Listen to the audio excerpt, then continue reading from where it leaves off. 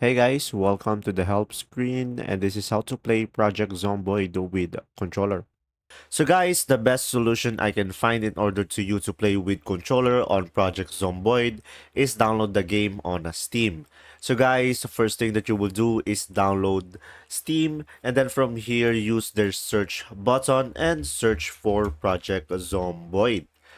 And as you can see over here on the Project Zomboid, guys, when we scroll down over here, as you can see, we have partial controller support.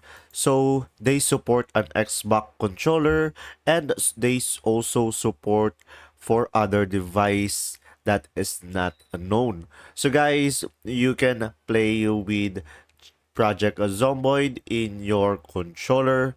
So guys, the first thing that you will do is just download the game, and once you have downloaded the game, guys, is go to your library.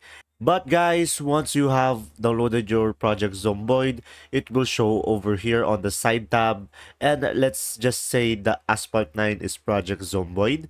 So from here, just go to the settings, guys, and then over here go to the properties, and over here, guys, just go to the controller.